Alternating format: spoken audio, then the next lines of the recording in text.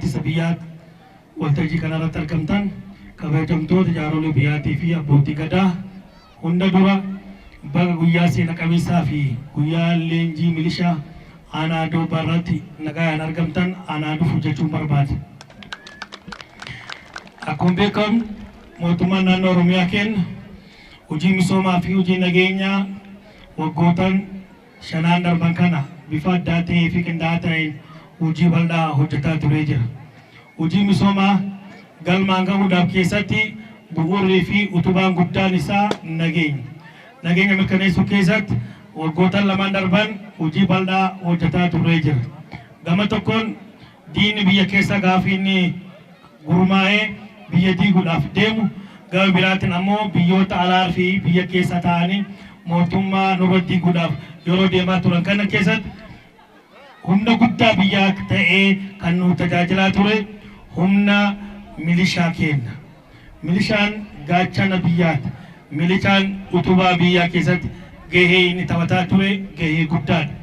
Kun seenaa biyya keenya keessatti gaafa diinni biyya keessaaf alaa walitti gurmaa'ee daangaa biyyatti ce'uudhaan biyya diiguudhaaf deemu gaafa raayyaa ittisa biyyaa keenya lola biyyatti irratti maka aggaamame qolachuudhaaf deemu milishaan keenya duula biyyaa irratti hirmaachuudhaan kanaaf ammoo naannoo qe'ee isaa eeguudhaan biyyi nagaa fi misooma qabattee akkasiin tursiisuu guutuu keessatti gahee milishaa keenya bahaa ture gahee olaanaa fi gahee leencaati.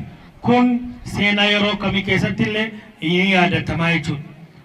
Isa bira dabarree humna milishaa keenya cimsuudhaaf mootummaa naannoo Oromiyaa godinaalee fi iddoo adda addaa keessatti marsa sadaffaadhaaf milishaan akka inni leenja'u tarsiimoo gabbifamee irratti hojjetamaa ture dhaabbatamee guyyaa har'aa kana godina Harargee lixaa aanaa Doobaattis marsa sadaffaadhaaf leenjiin kun karaa adda ta'een isaanii kennamee jira. Baga gammaddan jechuun barbaadu.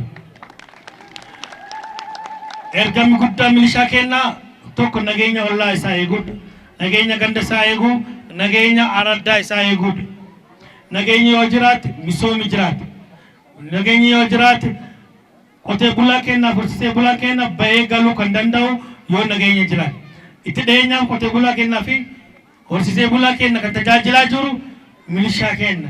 Isaan gaachana qotee bulaatii fi gaachana horsiisee bulaa keenya waan taataniif baga gammaddan jechuun barbaada.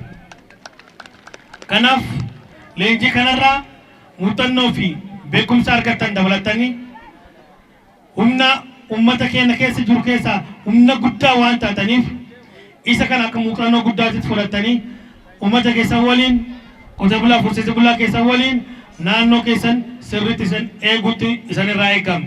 Gahee isin taphataa turtan akka ummati keenya misooma isaatti deebi'u, akka ummati keenya nagaan bahee nagaan galu hojii isin hojjetaa turtan hojii qulfii fi hojii jajjabeeffamuu qabu. Kanaaf leenji kun muuxannoo isanii ta'ee dhimma diina amma yeroo dhumaatiif naannoo keenya keessaa dhabamsiisuudhaaf opereeshinii bal'aan qaama qindaa'e waliin geggeeffamaa jiru kana humna taatanii opereeshinii keessatti gahee guddaa taphachuudhaan opereeshinii isaa akka milkeessan dhaamsa kun dabarsuu barbaada. Guyyaa har'aatiin baga geettanii ulfaadhaa galatoomaa jechuun barbaada.